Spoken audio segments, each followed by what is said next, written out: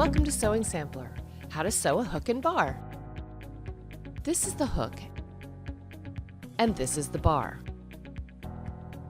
Start with threading your needle with quadrupled thread. Then tie a knot in the end of your threads. You want to line up the hook part on the edge of your waistband that is going to close over the top of the other end. It should line up about 1/4 inch away from your finished edge. Make a stitch in the fabric so that your knot will end up under the hook. Then bring your needle through one of the holes on the hook. Hold the hook in place where you want it. Then bring your needle down through the next hole. Come back up through the first hole and then down through the second one. Repeat this process 3 or 4 times. Bring your needle under the hook between your fabric and the other set of holes. Bring your needle up through one hole and down through the other, just as you did with the previous holes. Do this 3 or 4 times. The final time through, turn to the back side of the hook. Bring your needle through a small amount of the fabric and your stitches. Gently pull your thread to create a small loop. Bring your needle and thread back through this loop to create a knot. Then bring your needle through the fabric to the final loop on the hook. Bring your needle up through the loop and around its edge. Do this about 4 times. Then on the final time through, bring your needle slowly to create a loop of thread and bring your needle through the loop a couple of times to create your knot.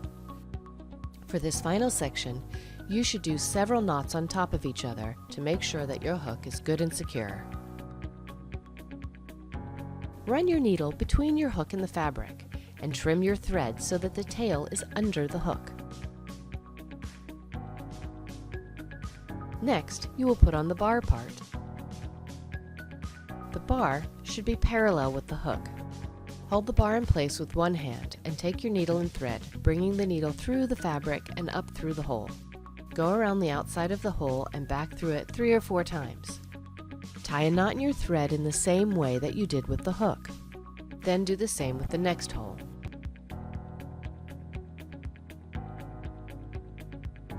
Run your needle through the fabric to the opposite set of holes and do the same procedure. An alternative way to do this is to go up through one hole and down through the other hole as shown here. Either way works just fine. Just choose one way and do it for both ends of the hook.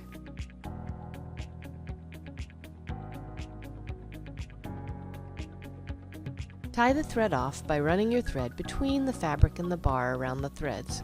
Create your loop and bring your thread through it to make the knot.